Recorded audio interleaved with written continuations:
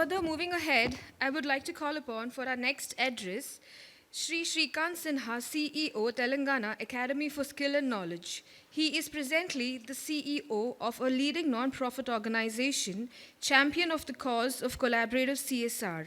Leader in Tech for Good space aims to bridge digital divide and promote grassroots innovations and advocate for inclusive India with 30 plus years of consistent multicultural global experience. I would like to call upon Shrikant Sinha, sir. Thank you very much. A very good morning. Who's Bhishma Pitama? A lot of people consider him to be guru, and I am one of them. Of course, I was not fortunate enough to interact with him that much because I joined in quite late into the government sector over here in Telangana, but a lot of people talk about him and the kind of initiatives he had taken. Sir, honored to be present in front of you and speaking in front of you and being on the same dais with you. Of course, Sri Kartikeya, OSD Minister, Finance and Skill, Government of Andhra Pradesh, Mr. Vedant, all faculty members, all the HODs, students, my colleagues from TASK, and dear ladies and gentlemen. Indeed, a pleasure for me to be present amongst all of you here today. And out of the various topics that were there, I said, if I start talking about everything, I think probably I myself will take 1 hour. So let me not do that. So I thought, let me talk about one of the topics out of that, which is emerging courses, streams, and new technologies. And especially when people talk about emerging, in the same breath, they talk about cloud, they talk about artificial intelligence, they talk about everything. So I said, if we need to talk about emerging, what do you mean by emerging? And what should be considered as emerging, right? Genomics today is also very, very important, but is it emerging or is it mature? And that is the question that we need to ask ourselves, and that's where I said, let me start. So if we look at the characteristics of emerging technologies, I will probably put it into 5 buckets. The first is novelty. It has to be something which is new, yet to be widely accepted and adopted. It has to be something which is novel, which is something which is supposed to be disruptive, right? When we talk about disruptions, I think that's the second characteristics. Any emerging technology should be able to disrupt the industry, disrupt the things we are doing, the way we are doing the things. It should be able to disrupt that also. Uncertainty is very, very important. We don't know, right? For example, when we started talking about blockchain, metaverse, etc., people were not sure what could be the potential of it. Whenever we talk about distributed ledger technologies, whenever we talk about any technology that has come up now, people are not sure what will be the final result. So it's like when Thomas Alva Edison was asked, what is the use of this telephone? At that time, no one knew that we would be actually carrying a telephone in our pockets and doing it, but the potential is huge. So at the beginning, when the technology comes into play, we are not sure what could be the future for it. Of course, technology has to be rapidly changing. ChatGPT came up, ChatGPT 1.0, then suddenly we saw 4.0 had already come up. 175 million data sets were fed into ChatGPT 4.0, and that's why it was so accurate, and still improvements are happening on that. So rapid change is a thing that has to happen. It has to evolve rapidly. There are new developments, and a lot of innovations have to happen in it. Then, of course, most important, Kalyanji also alluded to it in his thing, which is multidisciplinary. For example, when you talk about, it has to have multiple disciplines coming in together. Engineering, science, and biology, right? So that is what is happening today. Computer science, engineering, biology comes in as one thing. Solar technologies, AI, and mechanics comes in as electronic vehicles. So a lot of such things are coming in different directions. So now, what do we do? When we are not sure what is the potential of it? And the funny part is that people who will be entering college this year, by the time they pass out after 4 years, 60% of the jobs that they have, that are existing today will not even exist at that time. So how do you prepare people for it? So we looked at what could be the streams moving ahead. And I looked at it from the perspective of both industry as well as an individual. The first stream that I had found was, which was very, very important moving ahead, is a combination of robotics and AI put in together. Today, if you look at it, most of the manufacturing sector that is there today in the country, this is an integral part of it. Even if you go to the HCCB plant, the Hindustan Coca-Cola, in fact, we visited it, some days ago. Entire thing is controlled. The manufacturing process is completely controlled by robots, right? And if you add AI into that robots, you can have different things coming up, which is now called as IIoT, Industrial Internet of Things, right? So robotics, AI coming in together, predictive models coming in together, a lot of such scope happening over there. Automatically, you have reconfigurable industries. What does that mean? Today, an industry is producing these plastic water bottles. But tomorrow, plastic goes out of circulation completely, and I think it should. They need to start producing glass water bottles. They don't need to change anything. Automatically, the factory will reconfigure itself to produce glass bottles. Imagine that's the kind of future which will happen. AI, ML, and along with that, RPA, robotic process automation. So again, but this is more toward chatbot, the work that is being done. So mundane jobs will completely move out, and you will have chatbots, etc., doing that work. Microelectronics, photonics, and nanotechnology. Nanotechnology is not emerging, it has already been there, but unfortunately, since India missed the bus earlier on because we were not multidisciplinary, therefore it has created a challenge for our youth, our researchers also, to move in that direction. So that is one area where things will change. You'll have a lot of things going smaller and smaller. We are already seeing that. Moving to the next thing with the 5G coming in. And I think one thing we also need to realize when we talk about these emerging trends and courses to be done and everything else, we need to understand that while IR 3.0 was only based on a single technology, which was internet, IR 4.0 and now 5.0 is based on a lot of technologies coming in together. So 10 technologies coming in together for 4.0 and 5.0, human behavior and human interface also coming into it. Cobots, working together with robots, etc., is what is coming in. But the base, if you look at it, is the communications. Today, everyone is connected on a mobile device or any smart device. What is the base for it? It is telecommunications. It's 5G networks which are being coming up and 6G. So telecommunications and communications is another emerging area where a lot of things will change. Today, we are talking about geostationary satellites, right? That we will be soon talking about lower orbit satellites. And that's where the whole thing changes completely. You could have an internet only for, let's say, this, for Somajigoda, which will be at a complete different bandwidth, complete different kind of thing.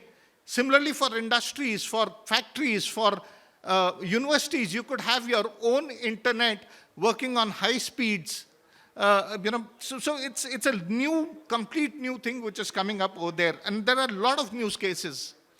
Materials.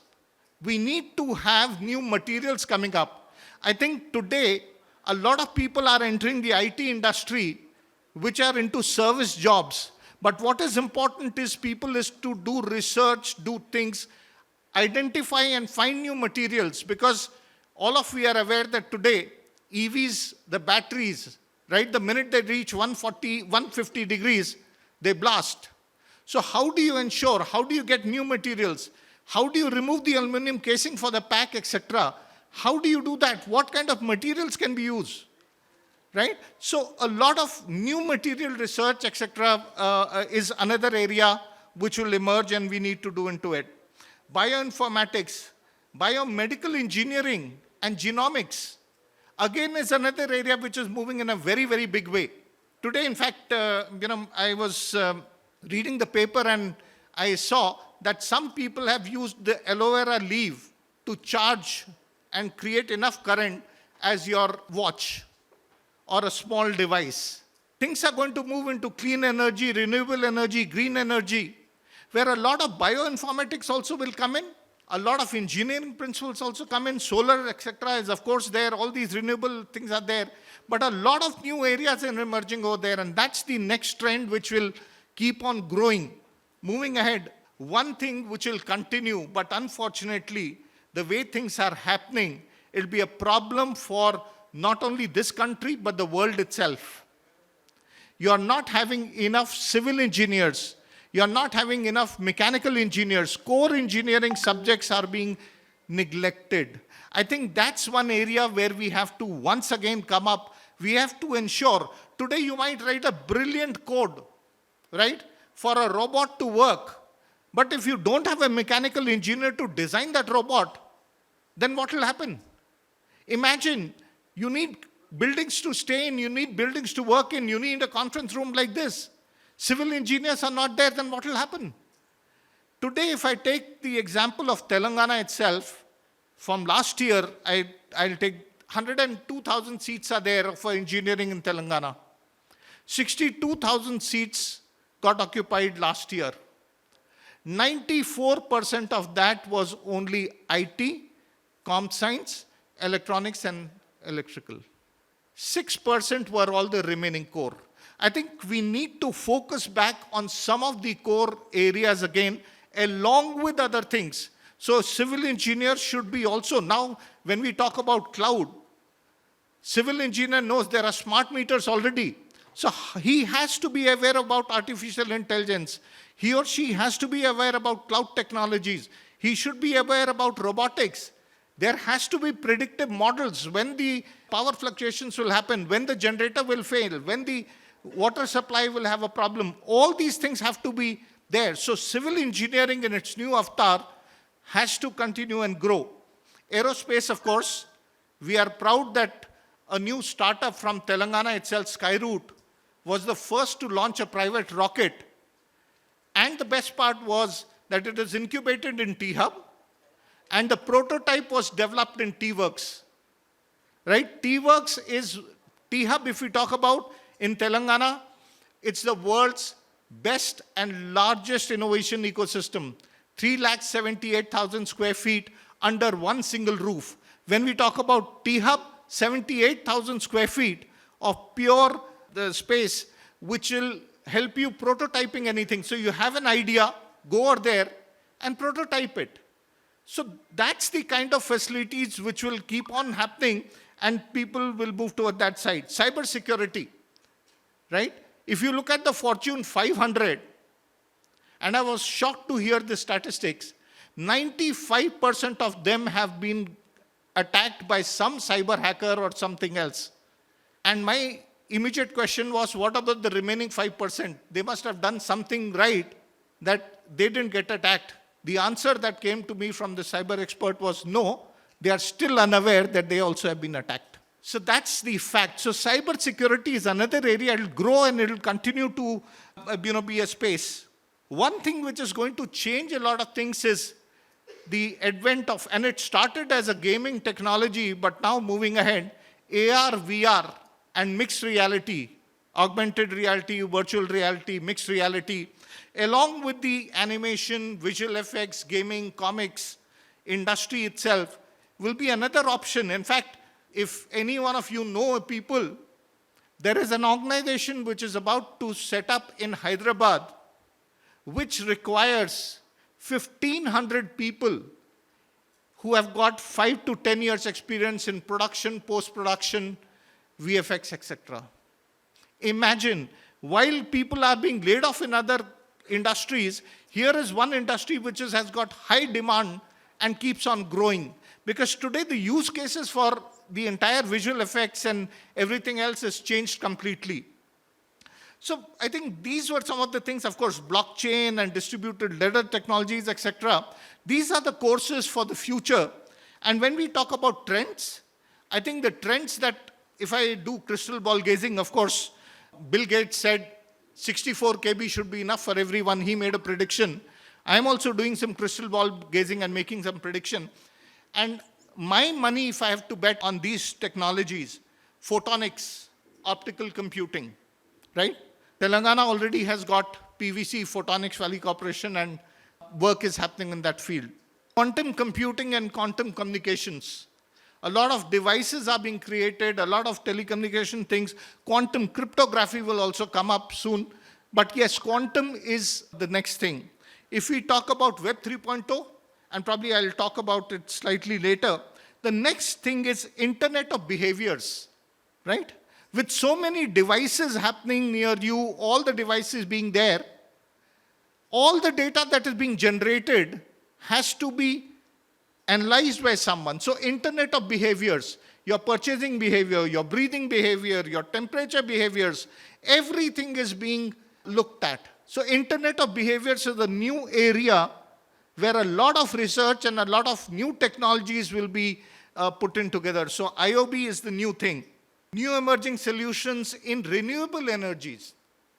I think that's very, very important. Today, if you look at it, if we have to meet the 2030 goals of SDGs, clean, green, sustainable is most important, right? And India is one of the 135 countries that's a signatory to it. So that's another area which will grow.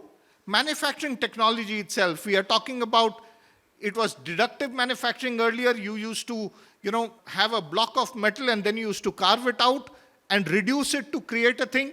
Now it is additive manufacturing. You are putting dots or sheets combined together, and that's how you are creating things. So additive manufacturing is already there. 3D printing is there. New developments will keep on happening in this because today you can even have a building created, a house created, an office created, and it's happening today. It's no longer science fiction. You have 3D printers for even printing buildings. So that's where things are moving. Of course, extended reality, which is a combination of augmented reality, virtual reality, mixed reality, and commonly it's known as extended reality. I think that's one area where a lot of research is going to happen, a lot of people will be required for that industry. Cognitive and generative AI, I don't need to talk about it. I think ChatGPT has already invaded everything. And forget ChatGPT, I'm always, of course, ChatGPT is much more advanced. If I look at a simple thing like Siri, I still remember one of my friends whom I visited in Bangalore, his son wanted to got a homework on Tenali Rama. And what it did was very simple. Siri, tell me about Tenali Rama, and Siri started narrating everything and he started preparing his assignment. So when Siri could do that, imagine what ChatGPT could do. But it will change a lot of things, so that's where we need to do it. Now coming to Web 3.0 technologies. I think Web 3.0 technologies are already here. Blockchain, distributed ledger, trust infrastructure, a lot of things are being spoken about. But there was also one thing that got spoken about, which is metaverse, right? And recently, I don't know how many of you have heard, metaverse concept has been challenged by Apple itself by something called as spatial computing. Right? And my question as I end my session now is, would you like to purchase something virtually in a virtual world, right, with the help of technology and pay bitcoins for purchasing it? Or would you rather purchase something in the virtual world which is designed for you in the real world which you can utilize, right? And that is what spatial computing is going to do. And it doesn't only have use of things like what I spoke about, but for logistics, for industries, for everything it has got uses. And that's where spatial computing, Apple has just announced it recently, and that could be one of the major disruptors moving ahead.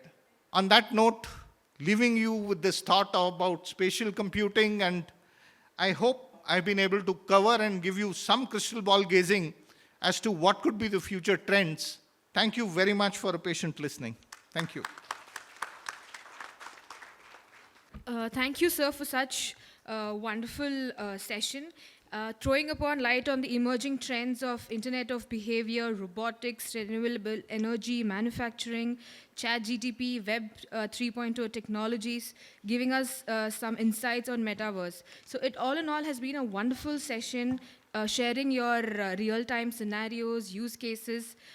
Thanks for throwing all the light on whatever was required here. Thank you so much, sir.